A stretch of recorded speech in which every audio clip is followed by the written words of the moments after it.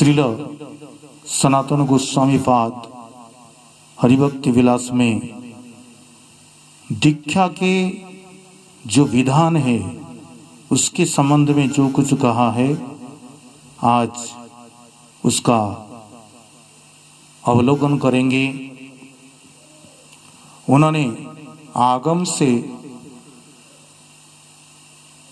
प्रमाण लेकर के कहा, जिस प्रकार उपनयन के बिना ब्राह्मण का अध्ययन आदि में अधिकार नहीं होता, उसी प्रकार अधिक्षित व्यक्ति का अर्चन आदि में भी अधिकार नहीं होता। स्कंद पुराण से उन्होंने श्लोक लेकर के कहा कि ते नरा पशवो लोके किं तेषां जीवने फलम जैरिन लब्धा हरे दीक्षा नार्चितो वा जनार्दन। वो मनुष्य पशु के समान है। इसका अर्थ है वो मनुष्य पशु के समान है जो और उनका इस संसार में उनका जीवन धारण करना ही निष्फल है। वो पशु के समान है, उनका जीवन धारण करना निष्फल है। किं तेषां जीवने फलम, मतलब उसका फल कुछ भी नहीं है, निष्फल है उनका जीवन धारण करना। जिन्होंने विष्णु दीक्षा ग्रहण करते हुए जैरिन लब्धा हरे दीक्षा, विष्णु दीक्षा ग्रहण करते हुए जनार्दन भगवान की जिन्होंने सेवा नहीं की, दीक्षा ग्रहण करते हैं, उनका जीवन धारण करना इस संसार में निष्फल है और वो मनुष्य पशु के समान है। और उसी स्कंद पुराण में ये भी कहा कि अधिक्षितस्य वामोरु कृतं सर्व निरर्थकम पशु जोनि मवाप्नोति दीक्षा विरोहित जन। अधिक्षितस्य, जो अधिक्षित व्यक्ति है उसका सब कुछ निरर्थक है, वो जो भी कुछ करता है सब कुछ निरर्थक है। पशु जोनि मवाप्नोति, उसको मृत्यु के पश्चात पशु के जोनि में जाना पड़ता है। दीक्षा विरोहित जन, जो दीक्षा से विहीन व्यक्ति है उसको मृत्यु के पश्चात पशु जोनि में जाना पड़ता है। दीक्षा का अर्थ क्या है? दीक्षा किसको कहते हैं? बोले दिव्यं ज्ञानम जतो दद्यात् कुर्यात् पापस्य संख्यम तस्मात् दीक्ष्यति सा प्रोक्ता देशिकै तत्व कोविदे। देशिकै तत्व कोविद मतलब जो तत्व ज्ञानी है, देशिकै मतलब जो गुरुजन है, उन्होंने कहा है कि दीक्षा किसको कहते हैं कि दिव्यं ज्ञानम जतो दद्यात्, जिससे दिव्य ज्ञान की प्राप्ति होती है। कुर्यात् पापस्य संख्यम, पाप का नाश होता है। दिव्य ज्ञान जिससे प्राप्त होता है उसको ही दीक्षा कहा जाता है। तत्व सागर में कहा, जथा कांचनतम जाति कांस्यं रस विधानत तथा दीक्षा विधानेन द्विजत्वम जायते निर्णाम। जेमन जिस प्रकार कि पारद के संयोग से कांसा कांचनता को प्राप्त होता है, जिस प्रकार पारद के संयोग से कांसा कांचनता को प्राप्त होता है, उसी प्रकार दीक्षा प्राप्त होने से मनुष्य द्विजत्व को मतलब ब्राह्मणत्व को प्राप्त होता है। जथा कांचनताम जानती कांस्यं रस विधानत तथा दीक्षा विधानेन द्विजत्वम जायते निर्णाम। मंत्र शिवकरणम चैत्रे, अब किस मास में दीक्षा लेनी चाहिए? श्री सनातन गोस्वामी पाद उस मास के संबंध में कह रहे हैं कि आगम से प्रमाण लेकर के मंत्र शिवकरणम चैत्रे बहु दुख फलप्रदम। उन्होंने कहा है कि चैत्र मास में अगर दीक्षा ली जाती है ये बहु दुख प्रदान करने वाला होता है। वैशाख में अगर दीक्षा ली जाती है वो रत्न लाभ होता है। ज्येष्ठे मरणम ध्रुवम, ज्येष्ठ मास में दीक्षा मृत्यु के समान होता है। आषाढ़ में बंधुनाश होता है, आषाढ़े बंधुनाशाय श्रावणे तो भयावहम। श्रावण मास में दीक्षा अगर ग्रहण किया जाता है वो भयावह होता है। प्रजा हनि भाद्रपदे, भाद्र मास में प्रजा हनि होती है। सर्वत्रम शुभमासीन्ने, आसीन्न मास में दीक्षा सब प्रकार से शुभ होती है, शुभ होता है। कार्तिके धन वृद्धि स्यात्, कार्तिक मास में दीक्षा ग्रहण करने से धन की वृद्धि होती है। मार्गशीर्ष शुभप्रदम, मार्गशीर्ष में शुभ प्रदान करता है, सब प्रकार से शुभप्रद होता है। पौषे तो ज्ञान हानि सात, पौष मास में दीक्षा लेने से ज्ञान की हानि होती है। माघे मेधा विवर्धिन, माघ मास में दीक्षा लेने से मेधा की वृद्धि होती है। फाल्गुने सर्ववैश्यत्य, फाल्गुन मास में दीक्षा लेने से सब वशीभूत हो जाते हैं। आचार्य परिकीर्तित, इस प्रकार आचार्यों ने कहा है। और मल मास को मतलब जो अधिक मास है उसको सर्वथा परित्याग करना चाहिए। मतलब जो मल मास है, जो अधिक मास, उस मास में कभी दीक्षा नहीं लेनी चाहिए। और गौतम तंत्र में ये कहा है कि चैत्र एवं श्रावण मास में भी दीक्षा ले सकते हैं। स्कंद पुराण में कहा है, कार्तिके तो कृता दीक्षा नृणांग जन्म निकृंतनी। स्कंद पुराण में कह रहे हैं कि अगर कार्तिक मास में कोई दीक्षा लेता है उसका जन्म निकृंतनी, मतलब उसका अंतिम जन्म होता है, उसको दोबारा जन्म नहीं लेना पड़ता है। कार्तिक मास में दीक्षा लेने की इस प्रकार की महिमा है, उसको दोबारा जन्म नहीं लेना पड़ता इस संसार में। और आगे किस बार में दीक्षा लेनी चाहिए, वार की शुद्धि के बारे में कहा कि रवो गुरु तथा सोमे कर्तव्यम बुध शुक्रय, अर्थात रवि, सोम, बुध, गुरु मतलब बृहस्पति और शुक्र, ये जो 5 वार है, इस बार को दीक्षा लेनी चाहिए, इसको शुभ बताया गया। और नक्षत्र की शुद्धि, किस नक्षत्र में दीक्षा लेनी चाहिए, रोहिणी, श्रवणा, आद्रा, धनिष्ठा, उत्तर फाल्गुनी, उत्तराषाढ़ा, उत्तर भाद्रपद, पुष्या एवं शतभिजा, इन सब नक्षत्र में दीक्षा लेनी चाहिए।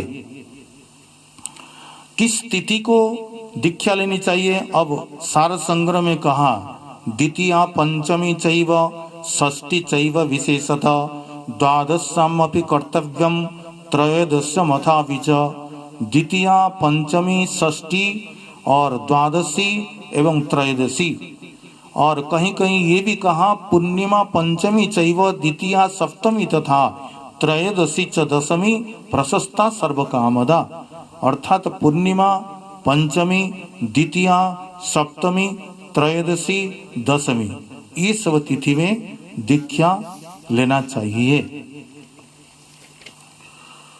सूर्य ग्रहण कालेन समान नास्ति कश्चन तत्र जज्जत कृतं सर्वं मनंत फलदं भवेत्, न मास तिथि बारादि शोधनम सूर्य पर्वणि। ये कहीं कहीं ये भी कहा गया कि सूर्य ग्रहण के समय, मतलब सूर्य ग्रहण के जो समय है उसके समान कोई काल ही नहीं होता है। वो जो समय सबसे पवित्र माना जाता है, बोले उसके समान दूसरा कोई समय नहीं होता है। उस समय जो कुछ भी किया जाए, तत्र जज्जत कृतं सर्वम, उस समय जो भी कुछ किया जाता है, मतलब दान किया जाता है, जप किया जाता है, तीर्थ स्नान किया जाता है, सर्वम अनंत फल प्रदम भवेत्, सब कुछ अनंत फल प्रदान करने वाला होता है। और इस सूर्य ग्रहण के समय अगर कोई दीक्षा लेता है, उस समय उसको ना कोई मास की प्रतीक्षा है, ना तिथि की प्रतीक्षा है, ना वार शोधन की आवश्यकता है, कोई आवश्यकता ही नहीं। मतलब किसी भी मास हो, कोई भी तिथि हो, कोई भी नक्षत्र हो, कोई भी वार हो, उस मतलब सूर्य ग्रहण जो समय है वो सबसे पवित्र माना गया है। और जो ये तो सब जो दीक्षा के विधि के बारे में उन्होंने बताया, लेकिन सबसे बड़ा जो विधान है, अब वो ये कह रहे हैं कि बोले क्या है वो विधान, बोले तत्व सागर में कहा दुर्लभे सद्गुरु नाम च सक्रि संग उपस्थिते तदनुंगा जदा लब्धा सदीक्षा अवसर महान। बोले देखो जो सदगुरु है उनका जो संग है वो दुर्लभ है, सदगुरु का संग बड़ा दुर्लभ, सदगुरु का सानिध्य प्राप्त नहीं होता है। तो जब भी सदगुरु का संग मिल जाए, उनका साक्षात्कार हो जाए और उनको समय मिल जाए, तदानुंगा जदा भवे, जब उनकी आज्ञा हो, वो ही दीक्षा का सबसे अच्छा अवसर है। तो जब सदगुरु जी की, गुरु जी की जब आज्ञा हो, उस समय ना मास, ना कोई तिथि, ना कोई बार, ना कोई समय, किसी की प्रतीक्षा नहीं। जब गुरु जी की आज्ञा हो तब दीक्षा ले लेनी चाहिए। ग्रामे वा यदि अरण्य क्षेत्रे वा दिवसे निशि, चाहे ग्राम हो, चाहे अरण्य हो, चाहे कोई धाम हो, चाहे दिवस मतलब दिन हो, चाहे रात्रि हो, आगच्छति गुरुदैवात् यदा दीक्षा तदा ज्ञा, जब गुरु जी की आगमन हो और जब उनकी आज्ञा हो, उसी समय दीक्षा ले लेनी चाहिए।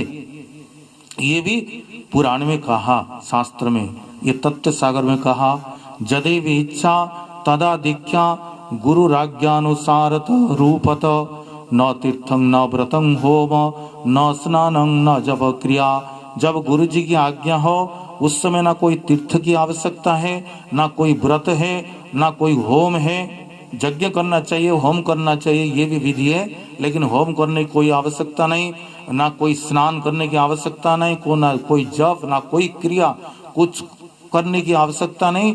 जब गुरु जी की आज्ञा हो उसको सबसे अच्छा काल माना गया। दीक्षायां कारणम किंतु स्वेच्छा प्राप्ते तु सदगुरु, जब गुरु जी की आज्ञा हो जाए तो उस समय ही दीक्षा ले लेनी चाहिए। उस समय मास, वार, तिथि, नक्षत्र, कोई किसी की प्रतीक्षा नहीं करनी चाहिए।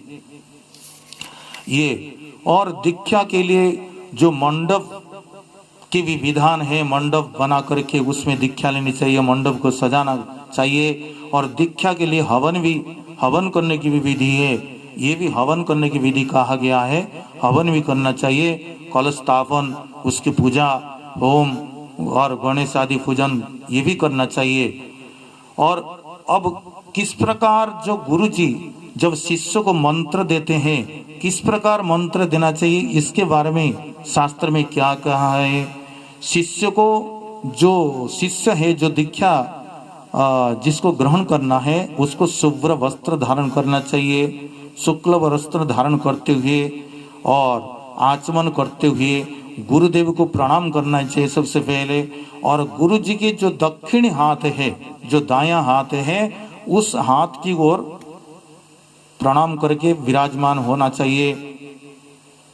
और नेस्य पाणी तलं मूर्ध्नि तस्य कन्ये च दक्षिणे ऋष्यादि युक्तं विधिवत मंत्रं वारत्रयं वदेत्। तो जो गुरु जी है वो शिष्य के मस्तक के ऊपर जो दक्षिणी हस्त है उसको रखना चाहिए। पाणी तलम, उस जो निम्न भाग है अपने हाथ का जो निचला भाग है उसको उसके मस्तक, शिष्य के मस्तक वो रखना चाहिए। और रख करके और सबसे पहले जो दक्षिणी कर्ण है, दक्षिणी कर्ण में ऋष्या से युक्त जो मंत्र है, विधिवत जो मंत्र है, उसको 3 बार बोलना चाहिए। 3 बार दक्षिणी कान में और 3 बार वाम कान में, इस प्रकार ये कहना चाहिए। और पंचरत्न में, नारद पंचरत्न में कहा है, अपनी जो गुरु जी ने जो मंत्र दिया है, ये मंत्र कहीं भी प्रकाश नहीं करना चाहिए और उसको कभी उच्चारण भी नहीं करना चाहिए, केवल स्मरण करना चाहिए। और शिष्य को ये भी कहा कि शिष्य को जहाँ पर गुरु जी की निंदा हो उस स्थान में कभी नहीं जाना चाहिए। जत्र जत्र परिवाद माश्चर्यात् श्रयते गुरु तत्र तत्र न वस्तव्य, वहाँ कभी नहीं जाना चाहिए, वहाँ कान में आंगुल दे करके वहाँ से निकल जाना चाहिए। और भी बहुत सारे विधान है। शिष्य गुरु जी की गुरु शिष्य को परीक्षा करना चाहिए 1 वर्ष तक। और गुरु जी 104 प्रकार के नियम देते हैं, जो ब्रह्म मुहूर्त में जगना, प्रातः स्नान करना, भगवान को जगाना, और ये सब बहुत प्रकार के नियम हैं। ये भी शिष्य जब पालन करता है उसके पश्चात गुरु जी उसको दीक्षा देते हैं। इस प्रकार की विधान है। विधान बहुत सारे हैं, लेकिन जब गुरु जी की, सदगुरु की आज्ञा हो उसी समय दीक्षा ले लेनी चाहिए। जय श्री राधे।